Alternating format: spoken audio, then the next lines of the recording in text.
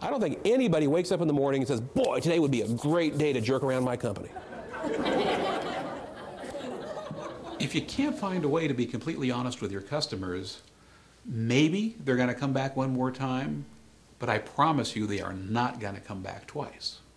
How many people here tell little white lies? What a bunch of liars. Oh, okay, there's a few of you, your hands are going up. We all tell them sometime. I do. I hate it that I do. But I tell them. Now, thankfully, with a few decades worth of practice, I can catch myself doing it, go back to that person and say, you know, I know that I told you A, and what I really needed to tell you was B. But the fact is, it's something that we do because it's just uncomfortable, to be honest. So instead, what we do is we don't quite tell the truth, right? Or we don't tell the truth at all. And we say, we're just being nice, diplomatic. Isn't that right? Well, let me remind you all of something. Diplomacy is not a code word for lying. Right? Diplomacy is the art of telling somebody something that they probably don't want to hear in a way that increases the likelihood that they are going to hear it in the way that you mean it and in the spirit in which you intend it. But we don't. We try and be, nice. We be diplomatic. Here's my favorite example. How many people in the last 5 years have heard or said yes in response to the question, honey, do these clothes make me look fat? It doesn't happen, right? And that's not something that's going to rock our world. So if it's tough to say that, how tough is it going to be to say something that really could fundamentally rock your world, like telling a customer, I'm sorry, we didn't really measure up on that one, we need to do it differently? Or no, we can't do it that way, how can we both work together in a way that we're both going to come out feeling okay about this? Or maybe, we blew this. We didn't do what we said we were going to do. Let me apologize and let me figure out a way we can try and make this right. That is tough to do, right? And especially if you're waiting for it to be either easy or fun, because if you're waiting for that, we're going to be having the same conversation 50 years from now, right? It's one of those things we just have to grit our teeth and do in spite of it being uncomfortable. So here's the deal.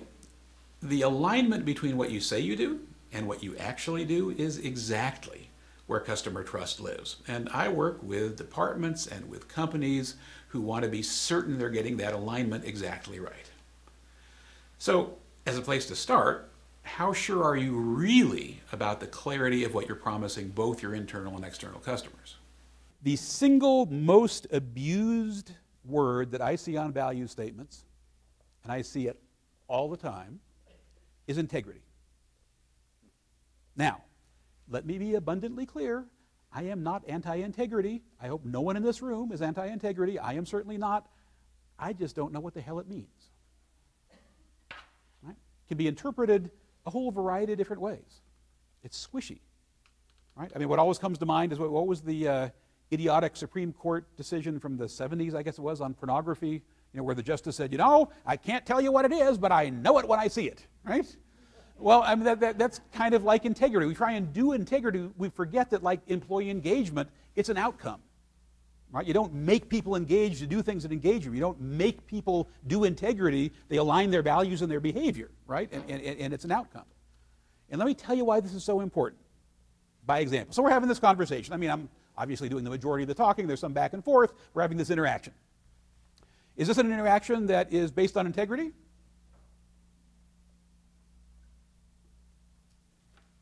Yeah, I mean, I think we've got a consensus, those willing to stick out their neck. So we're having this interaction. It's back and forth. Is this an interaction that's based on honesty? Did you see what just happened? In an instant, almost everyone in the room said thumbs up, thumbs down, thumb sideways. Is honesty potentially one definition of integrity? Absolutely. Or it could be we say what we do and we do what we say. I mean, there's a variety of ways to talk about what integrity means in your organization. You need to do the hard work and figure that out. Now, lest it need to be said, let me point this out. The good news is, when I asked, is this based on integrity? I mean, we got there, right? We got a consensus. It took 3, 4, 5 seconds. It's not particularly a big deal. But think about this. That 3, 4, 5 seconds versus honesty, where it was just like that. Take that 2, 3, 4, 5 seconds, multiply it by every decision, made by everyone in your organization every day for the duration of their employment with you. And suddenly that 2, 3, 4, 5 seconds is a bunch of time. You know, so often we're really clear about what we want to tell customers, and yet somehow we end up telling them exactly the wrong thing. And it's not because we're being dishonest, we're just unintentionally making the wrong brand promise. Now, this is going to sound like I'm getting off topic for a moment, but I promise there's a point to this story. I lived for about 10 years at the far eastern edge of the Alaskan tundra. It's a place called Rochester, New York. I don't know if any of you are familiar with it. And Rochester, New York has unbelievably great barbecue. Anybody here love barbecue besides me? Well, okay, good. I feel right at home then. Well, Rochester has terrific barbecue. And a lot of the best barbecue places are these little mom and dad shops. You know, they're in somebody's garage or they're back in the alleyway, you know, back behind some other place. And I used to drive past this one mom and pop fish fry place, and they had one of those portable neon signs. You've all seen them. You know, they've got the wheels and back, and they've got the, you know, the flashing arrows, and this one's flashing around to the alleyway back behind. And for about 2 months, this sign proudly proclaimed, "Hot fish to go in rear." Now, it's 25 years later, and that still makes me incredibly uncomfortable. So we've got to watch how you say things. Anyway. So when it's all said and done, your success is going to live or die based on the comfort and trust of both your external and internal customers. So I don't think it's at all melodramatic to say that ultimately the choice is trust or bust. And if your choice is trust, I can help you with that.